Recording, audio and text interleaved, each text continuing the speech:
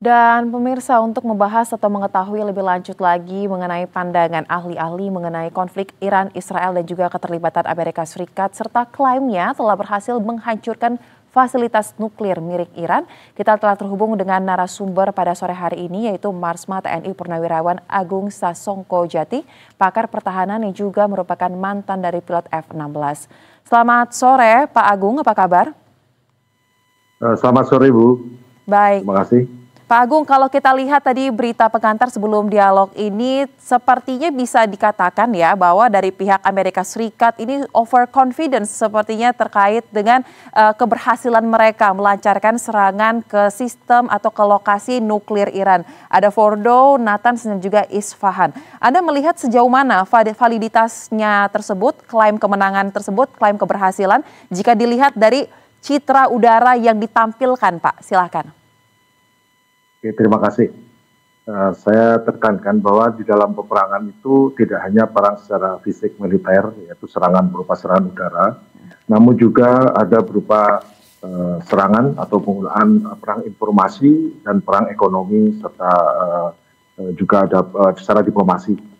Nah, meskipun secara militer itu hasilnya 10%, 20%, 100%, namun tetap dalam perang informasi melalui media itu pasti dibuat itu sempurna, bagus, oke, sehingga apapun hasilnya pasti yang disampaikan oleh pihak-pihak terkait seperti Israel, Amerika atau Iran pasti akan mendukung klaim mereka bahwa musuh lebih rugi daripada dia. Kemudian pula dengan Amerika, meskipun berhasil melakukan serangan dengan pesawat B-2 tanpa mengalami gangguan apapun, dengan rencana yang begitu strategis dan begitu bagus, namun hasilnya sendiri, mereka sendiri belum bilang hasilnya maksimal. Namun tentu saja semua pihak tidak ingin melanjutkan perang ini karena dianggap gagal serangannya. Maka pihak Iran juga mengatakan bahwa kami mengalami kerusakan besar. Masalahnya kerusakan besar itu di mana? Namun ada sebuah laporan dari Defense Intelligence Agency atau Badan Intelijen Pertahanan Amerika sendiri yang mengatakan bahwa kemungkinan pengayaan nuklir uranium atau pengayaan uranium Iran masih belum rusak atau masih belum terganggu dan masih bisa beroperasi setelah ini. Demikian pula Iran menyatakan bahwa mereka akan melanjutkan pengayaan uranium. Karena sesungguhnya pengayaan uranium dilakukan Iran itu adalah hal yang sah. Karena diawasi oleh lembaga nuklir internasional dan itu sah-sah saja. Namun masalahnya adalah Israel itu sangat takut bila kemampuan atau keahlian pengayaan uranium yang sah ini, yang secara damai ini, bisa berlanjut menjadi pengetahuan untuk membuat senjata nuklir. Jadi sesungguhnya Iran tidak membuat senjata nuklir, tapi proses pengayaan uranium dan kemampuan ini yang ditakutkan karena Iran, karena bisa membuat weapon grade uranium, bukan hanya civilian grade uranium. Baik, berarti kalau kita lihat memang dari apa yang disampaikan oleh pihak Amerika Serikat dan analisa Anda tadi, perang itu tidak hanya berbicara mengenai fisik ya Pak, tapi ada informasi dan juga diplomasi melalui media yang seolah-olah dibuat bahwa memang ini meyakinkan keberhasilan yang saling diklaim tersebut ya, kurang lebih seperti itu ya Pak Agung. Nah kemudian Pak, kalau dilihat lagi Pak dari citra udara itu kan banyak informasi yang beredar sebenarnya untuk fasilitas nuklir itu sendiri berada di bunker di bawah tanah. Nah pertanyaan saya terkait dengan serangan udara yang dilancarkan oleh Amerika Serikat kemarin dengan menggunakan senjata yang mereka kerahkan. Apakah memang ini merupakan senjata yang memang tidak ditujukan untuk menembus ke dalam bunker tersebut atau seperti apa sih kalau Anda lihat? Kalau menurut saya senjatanya itu betul, senjata yang memang ditujukan untuk menghancurkan bunker. Kalau dia hanya menembus tanah biasa, dia bisa masuk sedalam 60 meter ke bawah, kemudian meledak di bawahnya, membuat krater di dalamnya dengan kemampuan blastnya, saya blast, membuat krater, lubang besar di bawah.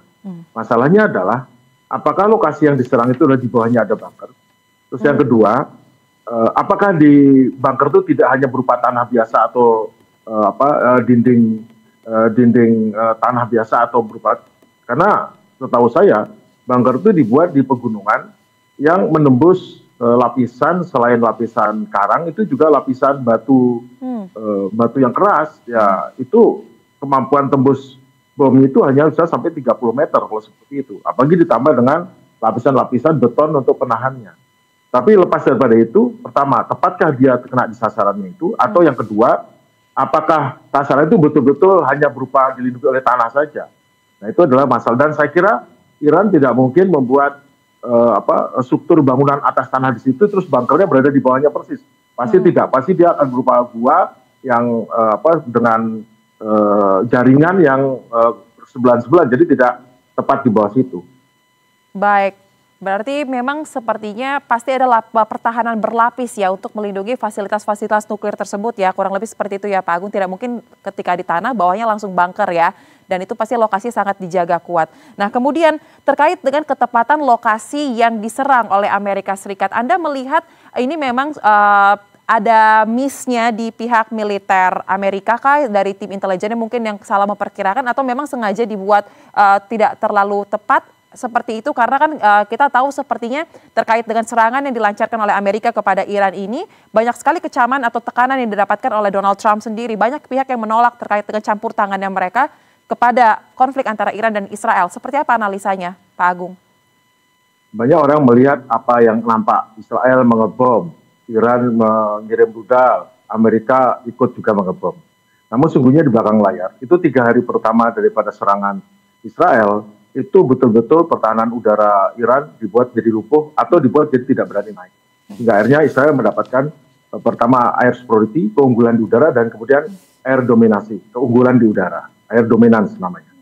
Nah, namun setelah hari keempat sampai hari ke-9, Iran yang ternyata strateginya untuk melindungi peluncur-peluncurnya itu berhasil membuktikan bahwa meskipun 120 lokasi peluncur dihancurkan, namun ternyata Iran berhasil menyembunyikan tekniknya, strateginya bagus sekali, sehingga setiap hari bisa menghujani dengan puluhan rudal dan sampai angka 400 rudal. Ternyata terbukti 10% daripada rudal tersebut bisa menembus pertahanan Iron Dome. Dan setelah hari ke-9, itu Iran mulai menggunakan rudal yang disebut dengan Kyber dan rudal Fatah. Sebelumnya rudal Fatah itu ada rudal yang mempunyai dua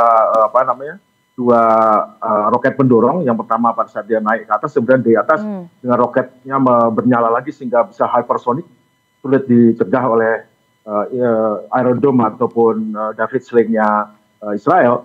Namun pada hari ke-9, 10, 11 sudah mulai menggunakan rudal Kyber. Nah, rudal Kyber ini rudal yang nyaris sulit untuk ditahan. Kenapa? Karena rudal Kyber ini rudal yang punya multi warhead. Pertama setelah dia naik ke atas, kemudian waktu 7 ke bawah menuju ke Israel, dia memecah menjadi beberapa hulu ledak yang berpencar, dan tentu saja kalaupun ditembak oleh penakis rudal, hanya 1 warhead yang terkena, yang lainnya, yang 4 atau 5-nya masih menuju ke bawah, dan ini yang membuat masalah besar. Sementara begitu Israel tahu bahwa serangannya kesulitan untuk tuntas karena rudalnya, bomnya juga hanya ukurannya tidak bisa nembus bunker, sudah teriak-teriak ke Amerika ingin selesai, maksudnya ingin selesai, Iran juga ingin selesai, kalau enggak mereka kan saling bom-boman. Akhirnya Amerika turun tangan membuat perencanaan serangan ini sehingga bisa mengklaim mission accomplished bahwa program nuklir Iran sudah dihancurkan. Jadi tujuannya Amerika adalah untuk membantu semua pihak biar selesai dengan cepat. Baik, lantas Pak, apakah Anda melihat juga ada dampak strategis dari peristiwa ini kepada bagaimana Iran akan mengevaluasi postur pertahanan udaranya? Postur pertahanan ini mungkin untuk dapat mengantisipasi serangan udara yang berpresisi tinggi yang mungkin saja bisa terjadi kemudian hari, Pak. Setelah pemboman oleh Amerika, Iran langsung berangkat ke Rusia, dan Rusia serta China juga itu kelihatannya sudah mulai membantu dengan mengirimkan ataupun sudah merencanakan akan mengirimkan pertahanan udara baru, ya mungkin S-400, yaitu sistem yang lebih canggih dari sekarang. Kemudian tentu saja Iran sudah mempelajari titik-titik lemah, dan mungkin juga Iran pertahanannya tidak dimulai di wilayah Iran, tapi sudah mulai di wilayah Irak, di mana Irak sekarang adalah partner daripada Iran, dan sama-sama tidak begitu suka dengan Amerika, tidak dekat, dan di Irak pun ada pangkalan udara Amerika. Nah, ini yang ditakutkan Amerika bila ini berlanjut, maka proksinya bisa menyerang pangkalan, bisa melakukan gerilya dan masalah. Tapi yang paling penting adalah saya dapat informasi ataupun baca bahwa China siap mensuplai Iran dengan pesawat terbang, Rusia juga, tapi Rusia utamanya mensuplai dengan pertahanan udara, radar ataupun sistem pertahanan udara yang lebih canggih kepada Iran. Baik, pasti akan ada evaluasi ya terkait dengan bagaimana eskalasi dan juga peristiwa yang terjadi belakangan waktu ini, baik untuk Iran ataupun Israel dan juga ke Amerika Serikat ya Pak. Nah, terakhir mungkin Bapak mengatakan tadi perang itu tidak hanya melulu berbicara mengenai serangan secara fisik baik di udara, darat ataupun laut, tetapi juga ada diplomasi di sini, ada juga ruang informasi yang coba dimainkan. Pertanyaan saya, Pak, sejauh mana Anda melihat perang informasi dan juga misinformasi yang diberitakan oleh masing-masing pihak ini berpengaruh kepada persepsi internasional terkait dengan gencatan senjata yang tengah berlangsung? Semua pihak menggunakan perang informasi, kalau militer namanya propaganda. Apa yang terjadi adalah sesungguhnya Israel itu berhasil mendapatkan dominasi udara dan itu di blow up besar-besaran. Iran sudah nggak berdaya ini.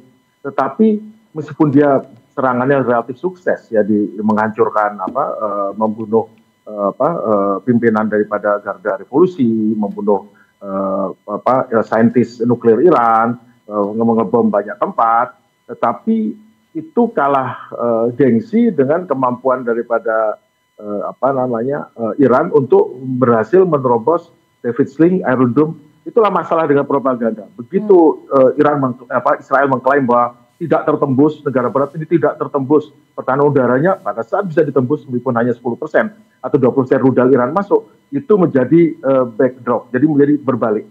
Nah, sekarang meskipun Israel mendapatkan dominasi udara atau air superiority atau air dominansi, tetapi sesungguhnya Iran lah yang mendapatkan keuntungan kemenangan secara informasi. Yang di hati banyak orang meskipun di negara barat juga, Israel tidak berhasil sukses. Pertama karena ternyata ada berita ini program uranium tidak gagal. Terus yang kedua adalah ternyata Israel tidak sakti, dia bisa tembus dan Iran bisa menghajar sedemikian rupa sehingga dikutip lagi, Israel minta tolong Amerika, bantu saya selesaikan perang. Kalau enggak ini. Nah itu yang nggak bisa dihapus. Jadi secara perang informasi, Iran lebih unggul daripada Israel. Dan Amerika mengambil keuntungan ini sebagai pihak yang berdamai. Baik. Baik, menarik untuk membahas bagaimana dinamika yang terjadi antara konflik Iran, Israel, dan juga keterlibatan Amerika Serikat. Terima kasih Bapak Marsma TNI Purnawirawan Agung Sasongko Jati. Kita harapkan gencatan senjata ini berlangsung lebih lama ya Pak ya, dan tidak bereskalasi dalam waktu dekat. Salam sehat Bapak, selamat kembali beraktivitas.